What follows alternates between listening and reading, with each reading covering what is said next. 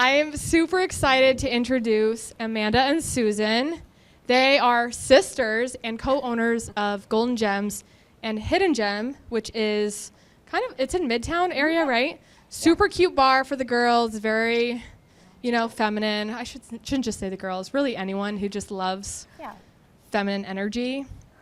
So today they're going to be talking about sleeping the wrong way in your hammock.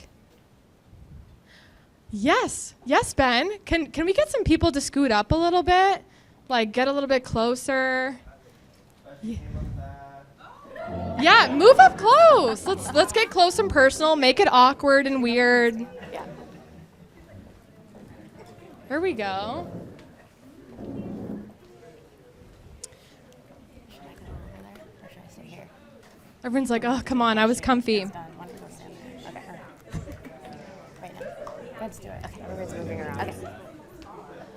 I'm gonna stand over here. Yeah, good call. All right, let's bring the energy and let's give a round of applause to get them excited. Woo! Let's go. All right. To you. Wow, thank you. Yeah. I guess we're just gonna jump right in. Yeah. I'm Amanda. And I'm Susan. And we are Golden Gems. So I don't know if any of you in here have heard of us before or not, but we're gonna give you a little overview of who we are and what we do. So Golden Gems is a lifestyle brand started by myself and my sister Susan. In-house, we design and sell accessories, apparel, stationery goods, and home decor. All of our products embody our mission of inspiring and empowering you to live unapologetically, take up space, and live life on your own terms. So Golden Gems was originally born out of Susan and my desire to make cool stuff together. In 2016, we made that dream a reality by each putting $1,000 on a credit card, personal credit cards, and producing a few handmade products that were available on Etsy and at pop-up markets around St. Louis. Our Golden Gem side hustle was born, and we spent nights after work and every weekend building the business and putting all the money back into it. The response was more than we could have ever imagined, and after 3 years of doing this side hustle, we both made the leap and quit our full-time jobs in 2019 to focus solely on Golden Gems. As we spoke with our customers, we learned that Golden Gems made them feel seen, made them feel inspired and bold. Our products were inspiring people to be themselves, to ask for that raise, to make that hard phone call, to get out of bed, to break up with that terrible boyfriend, and to live unapologetically. One of our favorite phrases is take a deep breath, remember who the hell you are. And if you didn't get a little packet, we included one of those in there. So the Golden Gems brand was born. Golden Gems is not just about products, it's a lifestyle. We build size and gender inclusive products that give wearers the superpower to express unapologetically who they are during times where their voices often feel silenced. This is our mission statement. We believe that there is a badass inside of everyone. We exist to inspire you to live unapologetically, to take up space and live life on your own terms. We're here to amplify our community's diverse feminine and queer power by raising awareness for causes that impact women and the LGBTQ+ community in St. Louis and beyond. We're here to celebrate individuality, authenticity, femininity, and diversity. Life isn't easy, so let's make it fun. We do this by designing and making products that either subtly remind you to be bold or boldly remind everyone that you're here. One of our favorite starting mottos is make cool shit, take no shit. And we want to have a damn good time while doing it.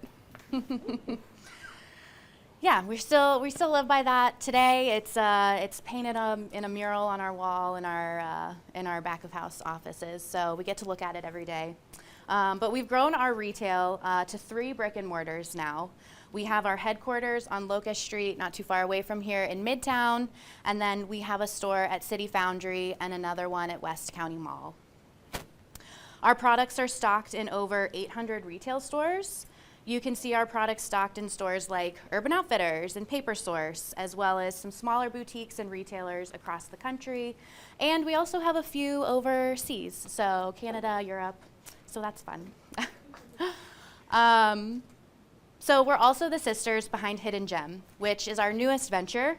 It's a pink disco dive bar, and it's 2 doors down from our Locust headquarters in Midtown. If you haven't been yet, I would encourage everyone to go. It is definitely a vibe. It's very fun.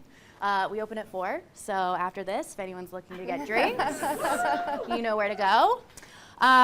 So it is a warm, inclusive space where our community and customers can gather safely, being unapologetically themselves.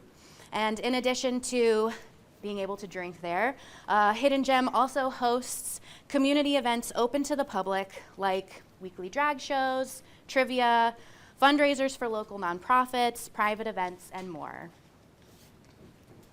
So now that you have a little overview of who we are, I actually have one more slide.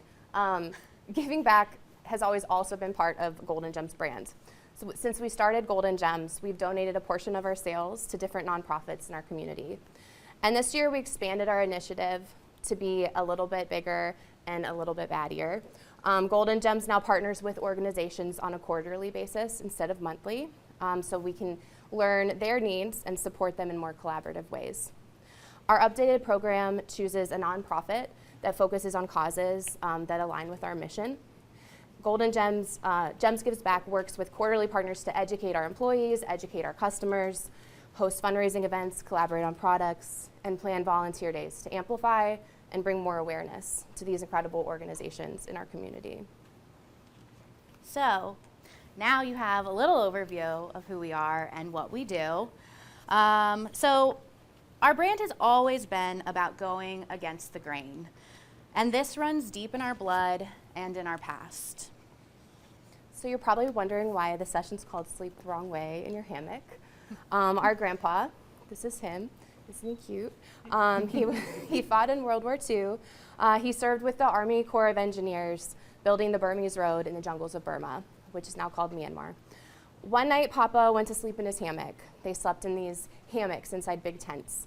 And on this particular night, he just could not get comfortable. He couldn't get to sleep. He was tossing and turning all night. So he decided to stand up, flip around, and sleep the opposite way in his hammock and put his head down where his feet normally are. In the middle of the night, a tiger came out of the jungle into their tent, and he grabbed Papa and he dragged him by the legs through the jungles. And his buddies were able to fight this tiger off, and he survived with extensive injuries to his legs. But if he had not turned around in his hammock that night, this tiger would have probably grabbed his head or his chest, and he might not have survived. So the story goes, don't be afraid to sleep the wrong way in your hammock. Don't be afraid to go against the grain, the norm, the noise, the way things always have been done, and march to the beat of your own drum. We think about this story a lot when we're planning what we're going to do next, scheming up ways to be more innovative and how we can stand out and do things differently. Like when we quit our full-time jobs to do Golden Gems full-time. The transition from side hustle to quitting our full-time jobs was a decision that we wrestled with for over a year. And a lot of our friends and family even told us not to do it. It was a make or break moment, and we decided to bet on ourselves, and we're glad we did. We also chose to go against the grain when we started opening brick and mortar stores in an increasingly online tech world. People told us not to do it as well, but it worked, and it's continued to work. We also try and make intimidating experiences welcoming and inclusive, and permission-giving. We host tattoo events a few times a year. We bring in tattoo artists who come up with special flash designs, and they set up shop in our event space. Every time we do this, we're really shocked at how many people show up, and we're equally as shocked at how many people are getting their very first tattoos. Tattoo shops, if you've ever been in one, can be a little bit intimidating walking in for the first time. Some of them are kind of boys' clubs. They can pretty quickly make you feel a little bit out of place. So our events like this make a thing that we love so much, tattoos, more accessible to people and more inviting. So in a lot of ways, permission giving, bringing something to this non-pretentious, inclusive level. We do the same thing with Botox. Our friends at Metro Med Spa set up shop. They inject Botox and they talk about all the other things that they do. Making something that maybe can seem taboo or intimidating to get started with accessible and non-threatening. We also host events like this at the bar and our event space at Golden Gems, including people, introducing people to things that they maybe never have experienced before, like drag shows or burlesque. We recently did this hidden gem pop-up at Lawmeyer Sculpture Park, where we brought a full drag show to the park. There were hundreds of people there, and we talked to so many people that said it was the very first time they saw a drag show. A girl came up to me to show me a picture, and it was her and one of the queens, and she had never seen a drag queen in person before. One of the people stuck around and took pictures with the queens all night. They expressed how much fun that they had. I overheard one of them say, "I'm just so happy right now." These are the kind of events that Amanda and I sit back kind of with tears in our eyes, and they make that like hard work all feel worth it. So now with all of the good comes many challenges, of course. It's not all fun and games. So I'm gonna start with an easy, fun challenge that we experienced pretty early on in our business. We decided that we were gonna make custom patches and do these jackets. It didn't last very long, but I'm sure you all remember when the Blues won the Stanley Cup. Yes, yes. Haven't made it there again yet, but that's all right. It all started when they were in the playoffs, and a friend of ours asked us to make her this custom jacket. And lots of people saw it, and when the Blues won, we had a local boutique ask us to do a patch bar, and we were gonna bring patches that we had made. We were gonna sew them on the spot. It was gonna be great. We were really excited, and it happened to be the day before the parade. So we get set up, and by the time we get set up, there's probably already 20 people in line. So we're really excited. We're like, yes, we're gonna do this. And then the first person comes up, and she looks at the patches we have to offer, and she's like, "Oh, no, I don't want any of those." She's like, "I want this one, that one." And she shows us this picture. And this was like a whole custom piece. It took us a long time to make this one. And however, though, we were like, it's gonna be expensive for you. It's gonna be more than the patches that we're offering right now, and she was like, "That's fine." And we were like, "Okay." And we were like, "Sure, we can do that. That's fine. We'll take your jacket, we'll make it, and you can come pick it up at our studio." And she's like, "Well, I want it by tomorrow for the parade." And we were like, "Okay, we can do that. No problem. Definitely, we can definitely do that." So we take her money, we take her jacket, we move on to the next person. She wants the exact same thing. And we were like, "Okay, 2 jackets. That's fine. No problem. We can do that." Take her money. And the day goes on, and by the time it's over, we have promised 50 people that we're gonna have their jackets ready for them by tomorrow for the parade. Yeah, we were like, it was 6 p.m., and we had 14 hours to make magic happen. This is us. We got back to our studio, very happy in the very beginning of it. Beginning of the day. Beginning of the day, yeah. Very happy.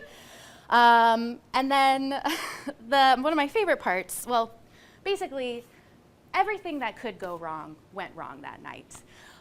One of my favorite ones is our printer stopped working, and we needed our printer to print out the stencils.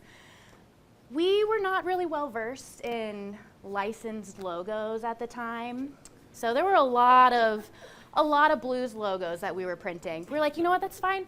We'll send it off to a print shop. We'll get it printed. No big deal.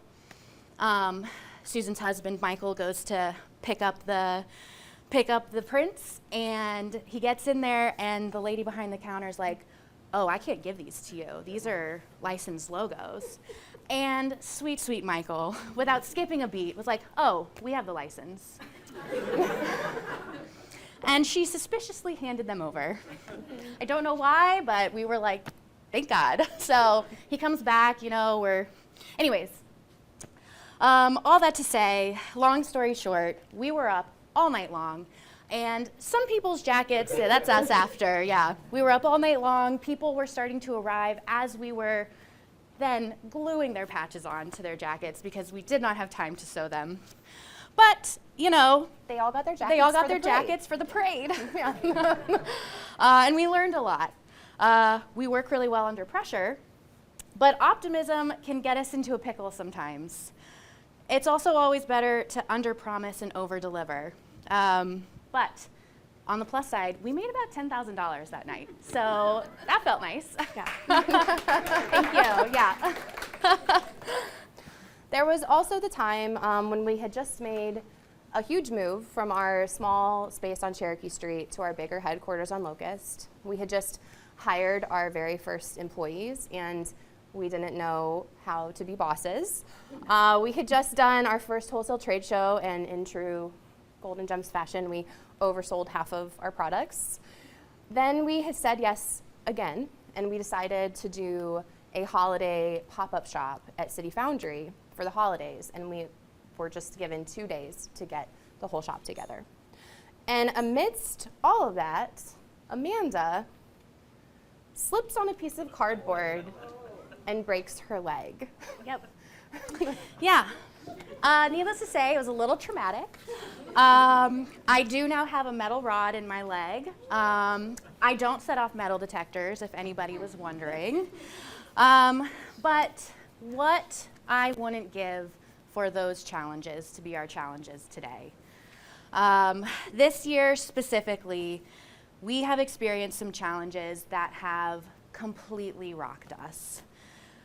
Challenges like cash flow. No matter how passionate or talented you are, you still need money to grow a business. And we don't come from money. And we started as a bootstrapped business. We, like I said, we put $1,000 on a credit card, and then we just continued to put money back into the business. And we've grown the business to over $2 million in annual revenue. Oh, thank you. Yes, very, less than 1% of women-owned businesses ever reach the milestone of $1 million in annual revenue, so it's very exciting. Thank you. But we are still bootstrapped. We haven't secured funding in the way that we would like. Did you know that statistically women are less likely to receive venture capital than men? Women only receive about 2% of all venture capital funding. But we aren't waiting for permission. We've had to be creative with microloans, credit cards, and reinvesting back into the business. It makes things tight. There's not a lot of wiggle room for the ebbs and flows of commerce. Specifically this year, the ebbs have been more than we've been able to keep up with. We cut costs everywhere we could, and we held on for as long as we could, but we had to do layoffs this year. We delayed the inevitable, and when we finally made that hard decision, the business was in a worse place than it would have been if we had done it sooner. So it's easy to feel like a failure in these moments when you're letting go of a team member that you care about. It's easy to look back and say, we should have done this or we should have done that. But we can't live in the coulda, woulda, shouldas because that doesn't allow us to move forward. Another challenge that we've had to deal with are haters and what other people think about us. Someone once said, no matter what other people think of you at any particular moment, one thing is certain, you're never as good or as bad as they say that you are. This year we've had our fair share of haters. With more visibility comes more haters. Step out of the shadows and into the light, and you're just as likely to attract haters as you are to attract fans. We've been pretty vocal about what we stand for, and we always thought that the hate that we would receive would be from people who opposed our message. We were ready for those haters, and we've gotten some of them, and we know how to deal with them. They don't faze us. What we weren't ready for were the haters in our own community. When we were small, we were cheered for. Take up space, they said. This is what the city needs. Hire people, host events, shoot for the stars, expand your reach. The world needs your message. Fast forward to today, and there's been a shift in how some people in our community perceive us. There's a dichotomy of being cheered for and supported by a group of people at one point to being called sellouts for expanding. We've been called capitalist monsters, the patriarchy in heels, not real feminists, mean girls, fat girls, micromanagers, not doing the work, too aggressive, too loud, performative, not doing enough, shady, silencing, gaslighting, gatekeeping, girl bossing, and it's really exhausting. Yeah. Someone once wrote in the comments of one of our posts, "How are they so successful? They must be doing something shady." Yeah. Instead of being smart business women, we're perceived as being calculated and manipulative. And we spent the last year not taking our own advice, not believing that we are the badasses that we are, not believing that we are worthy of taking up space, and we spent most of the year losing sight of ourselves completely. Even the girls who are telling you to take a deep breath and remember who the hell you are, forget who they are sometimes. So, what have we learned through all of these challenges? Build up your support system. Surround yourself with people who will challenge you and cheer you on. The executive room can be a very lonely place. So build a support system around you. Find your mentors, find the people who are going to have your back no matter what. But you also need the people in your life that will tell you the hard stuff. You need people that you trust that will be honest with you. Reflect on yourself and be open to feedback. But do not let it lead you down a spiraling path of imposter syndrome. When you make a mistake or something doesn't go as planned, it's easy to focus on the things going wrong. Do we have things to work on as leaders and as a brand? 100%. But are we doing a lot of things right? Absolutely. Challenges are inevitable. The instinctive response is to run away from it or to hide. Get up and be better than when you fell. Build up your resilience. Because let me tell you, just when you think you've experienced the hardest thing that could happen to you or your business, something else will happen that will top it. But you'll be ready. We've learned to expect that when something is going right, there's probably going to be some pushback somewhere. But we're ready for what is ahead. We've also learned to not let perfect be the enemy of good. We've spent so much time trying to perfect things, sometimes to the detriment of anything actually getting done at all. So it's better to put out something, even if it's not perfect, than nothing at all. Say yes and figure it out later. Now, I would still be careful about agreeing to finish 50 jackets in 12 hours, but all jokes aside, saying yes and figuring out later is truly where we thrive. And sometimes that pressure is what you need to make real magic happen. Because we can all spin our wheels thinking about how we're going to do something, and eventually you might do it, but you might not. When we decided to do our first trade show, we signed up and then we figured out how to do it later. We gave ourselves plenty of time to figure it out, and we figured it out. There were some challenges, but we learned a lot of invaluable lessons, and now we're pros. When we decided to open a bar, we signed a lease before we had talked to anyone about what it would mean to run a bar. Now, some of you might be thinking that's not very smart, and as I'm saying it right now, it's like, wow, maybe that was not very smart. But we might not know how to do the thing, like starting a business from scratch or opening up a bar, and there might be a huge learning curve to it. But we know that we believe in ourselves.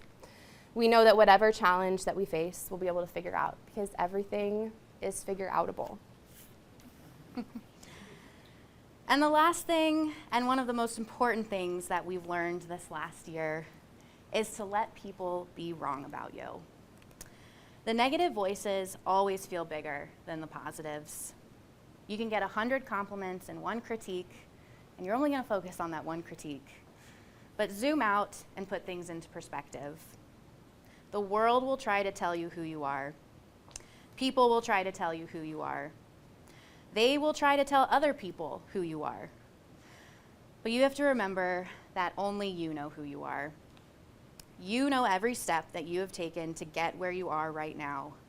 You know the sacrifices that you've made, the long hours that you've put in, the time that you've agonized over something, the money you've lost, the tears you've cried, many tears, and the literal blood, sweat, and tears. And at the end of the day, that's all that matters. In a world where you're constantly told that you're not enough, or that you're too much, or that you're not doing it right, be unapologetic, take up space, don't let the bastards get you down, take a deep breath and remember who the hell you are, and sleep the wrong way in your hammock.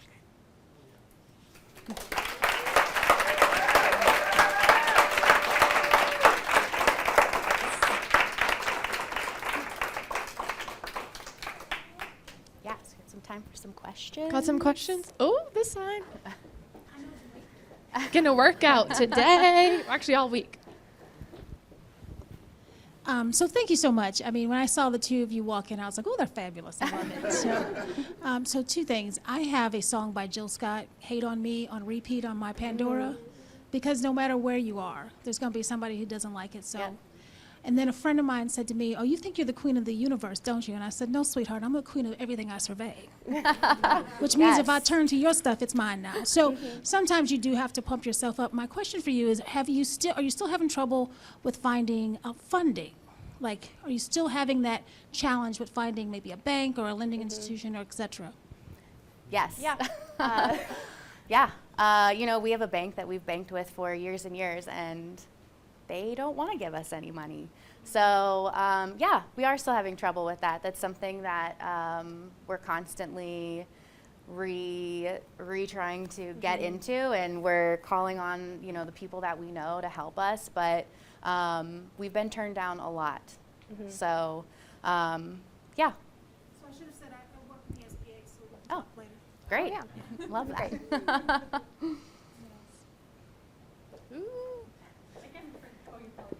Yeah, it's recording.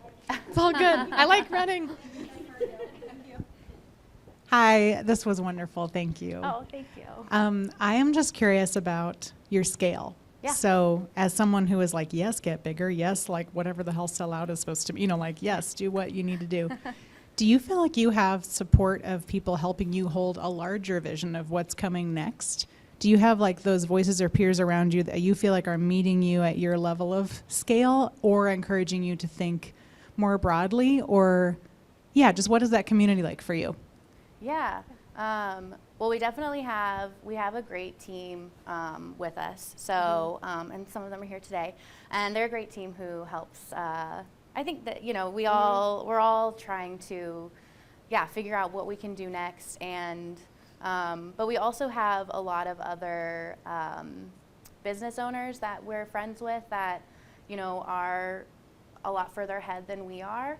And so they're great people to talk to who we can talk about. I mean, like I said, like finding your mentors is, I mean, those are the people that we call when shit's hitting the fan, you know. They're the ones that are like, hey, like, don't worry about it. This is what happened. So, I don't know if you have anything to add to that.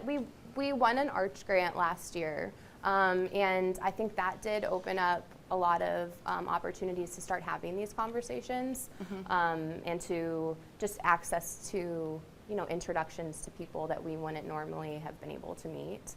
So that's been really cool, and it's fun to also, once you're in that Arch Grants family, you're just always in it. So it's nice to be able to call on those people for those resources and advice. But we're still always looking for more Yeah. people to add to that community. So, because, there's always somebody, or there's always something that's going to happen that someone else has been through it before. So we're not the first ones to go through this. So it's always great to have somebody in your corner that can be like, I've been there, and you're going to be okay. Yeah. Just to plug Chris Bethel from earlier, there's an AI tool that can help you apply for those grants. But the other thing is, why did you go from a retail store to a bar? And who do you use for your point of sale system? I think the bar was always just like a dream that we had. And then also as we were building Golden Gems, we realized how impactful all of the events that we were having were, and being able to have our own space that we could bring people in and do these cool things it's just an extension really of the brand. Yeah, and I think, something that we heard a lot, especially when we opened our store at West County Mall, a lot of the feedback that we got was people were like, I just want to come and hang out in here, and I just want to like spend my time in here. But in a retail store, it can be transactional. People aren't spending hours in there. So that kind of got us thinking, what kind of space could we create where people can come and hang out and be in that kind of space for longer periods of time. And it just happened to align with the fact that we've always wanted to open a bar, even though we had no idea what we were doing. I mean, we know a little more now, but A little bit. we're still learning. And we use toast at the bar. Is that what you were asking about?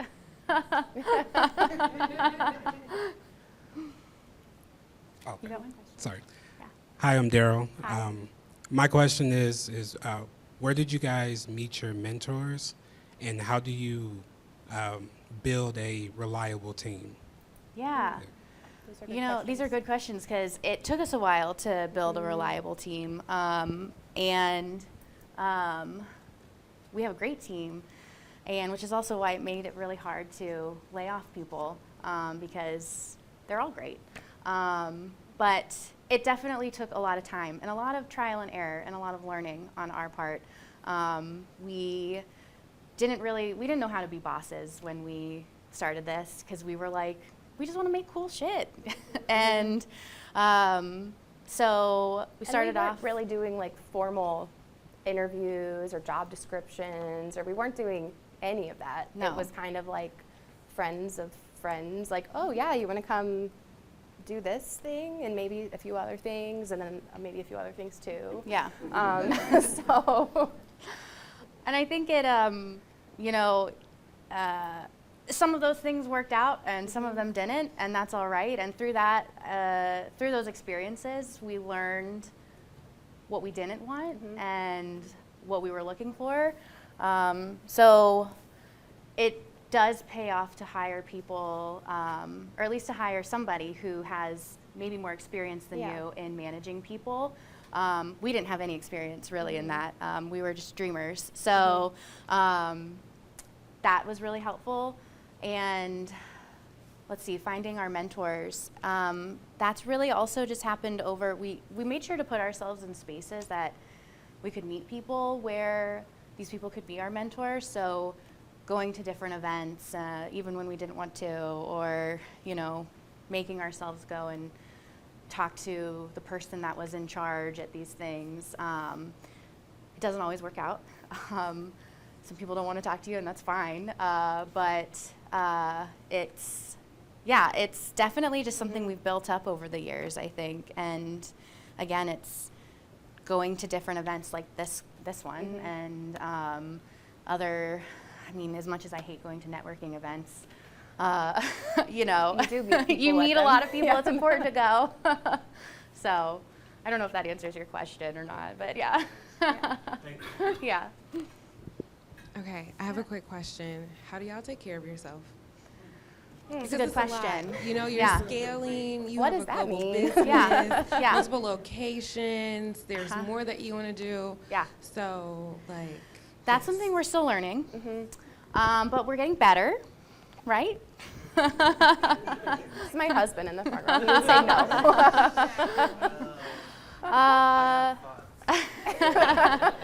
It's important Two, it's important to take time off.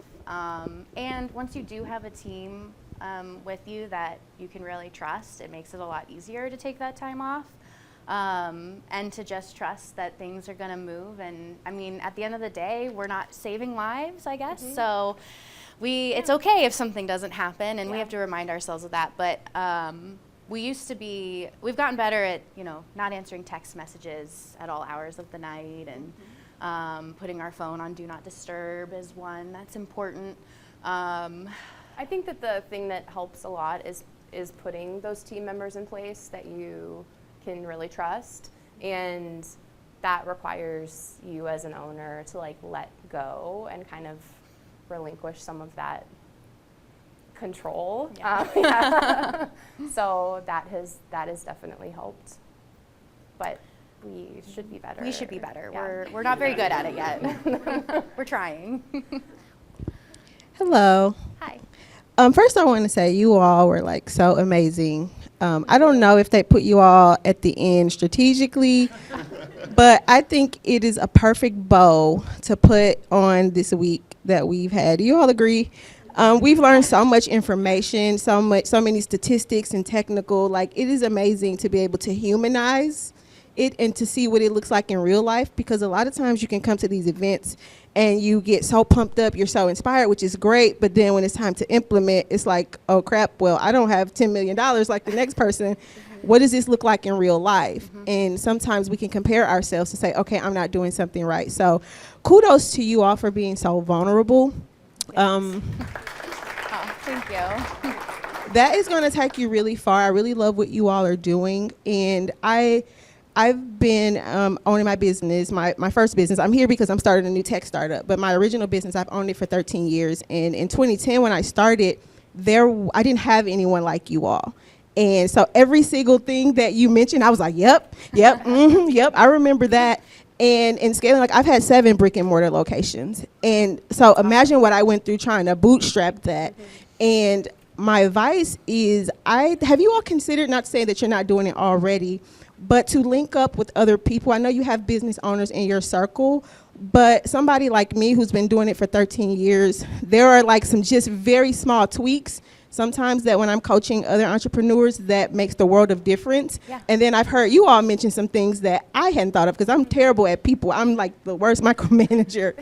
And so just to kind of link up, and you all do events. So have you thought about doing entrepreneurial events to bring solutions to your problems that don't necessarily need capital, since funding is a problem? Like, my husband is a contractor.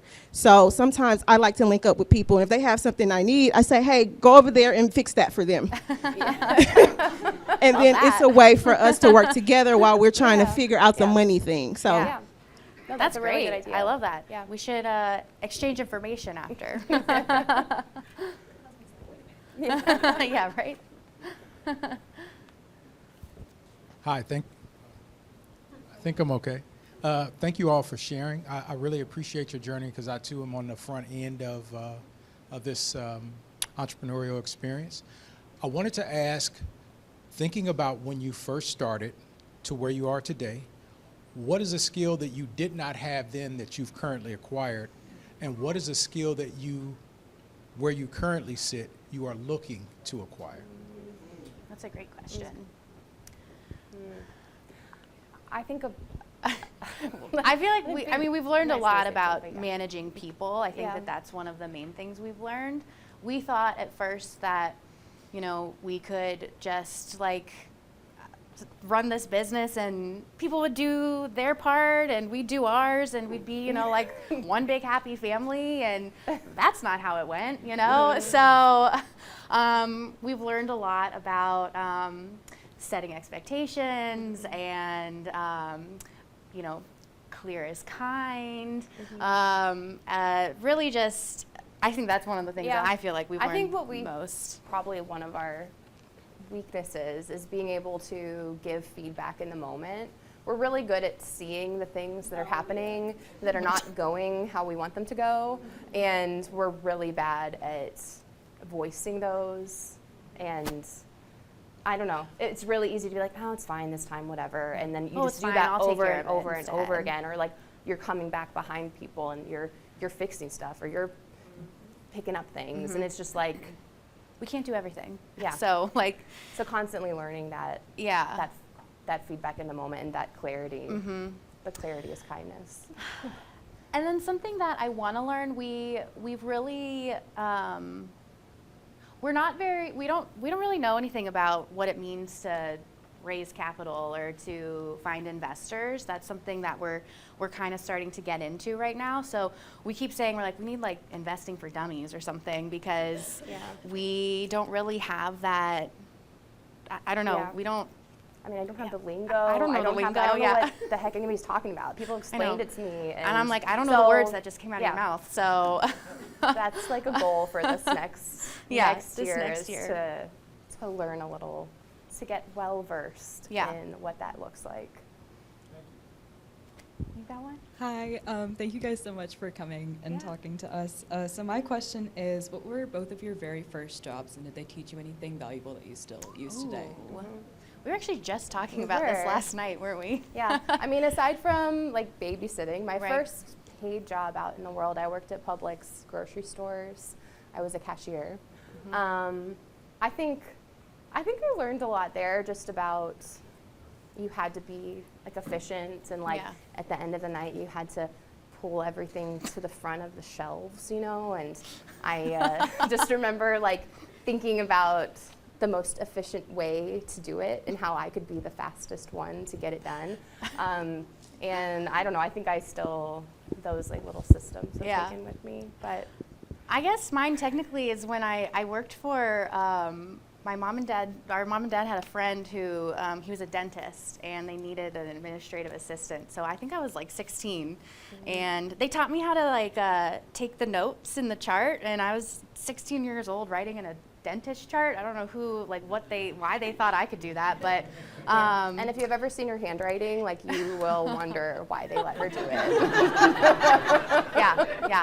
But I did that. But I learned, I think I learned a lot about customer service in that job. They had very high standards for how they liked to treat people and talk to people, and like when we would talk to them on the phone. And so I learned a lot about that. That's something that I still use today. So, yeah. We also were both servers at a restaurant at some point in our careers, and I feel like everyone should be a server at a restaurant at some point. Work in a restaurant at some point. It does something to you. It does. Those nights that you're just like in the weeds. You don't miss those days. Hi, it's me again. I'm sorry, y'all. I just love y'all so much. There was a question I forgot to ask you. If you were to raise capital, like what specific needs do you have that you would want to put it towards? Inventory, yeah. We just get really, strapped being able to purchase our products before we've sold them, you know, like, and buy the products so then we can make the money. That really, I feel that's where my mind goes first. And then I like hiring more people would be great. Yeah.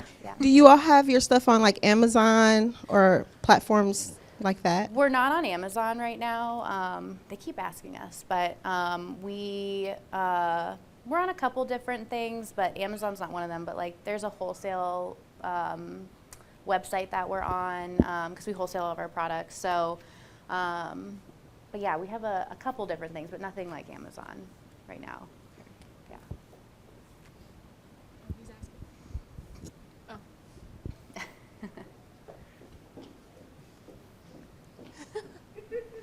Watch me.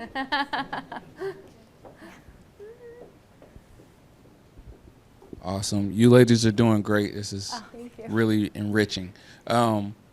What are some of the things y'all bump heads on? Oh, God. Because y'all seem really fun. I was about to say a bad word. Y'all seem really unified right now. But and the only reason why I'm asking this is because I'm in business with my cousin. We do have a school. We've got 25 employees. It's busting out the seams. We've got children running around all day. And it is an act of God not to like just reach across the table and choke him out sometimes. It's like, ah! So, like, you know, seriously, what are some of the things y'all bump heads on? And then, like, how do y'all keep it peaceful? Yeah. Well, I will in say, an environment that could be crazy. yeah. we recently started going to couples therapy together. Yeah. So yeah, It's helped a lot. yeah.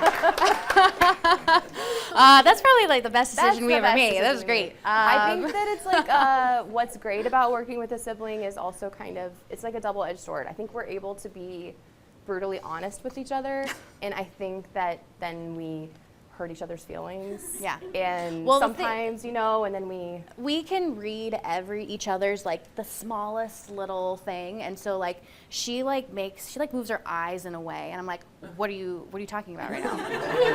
why'd you say that like Why'd that? you say it like that? Yeah.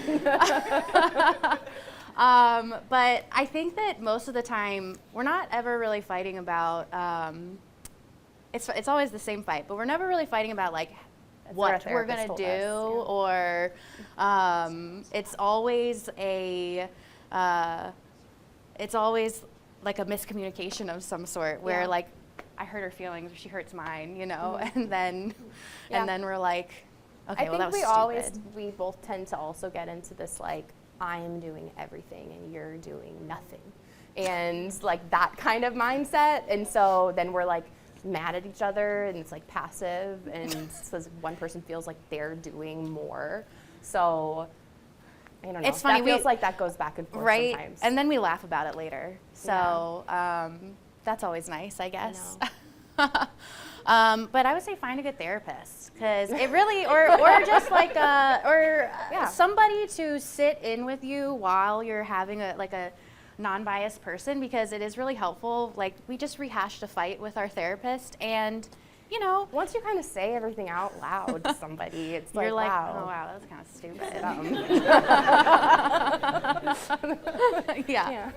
All right, so here we go. Let's end on a good note here. What is like the shared vision? What's your dream? What are you heading towards over the next few years? You know, I mean, we always say that we want Golden Gems to be a household name. That's kind of like our overarching thing. But like a shorter goal, right now our shorter goal is that we just want to make it through this year. But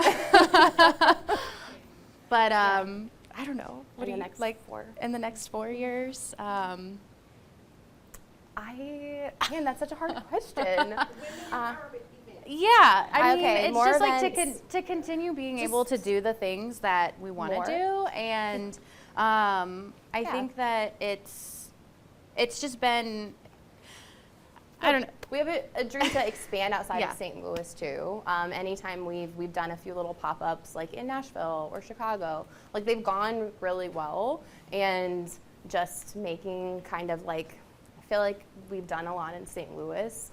Like, how can we just start kind of encroaching out into how the can rest, we the spread rest of the spread the message of Golden Gems even further, and get more people that can, you know, take a deep breath and remember who the hell they are, because it's such an important message. Especially, you know, I think that a lot of what this came from was, you know, growing up, we didn't really have these messages in front of us, and it's really easy to feel kind of like, I don't know, especially as a woman, kind of silenced or small, or you're supposed to be, you know, not take up space.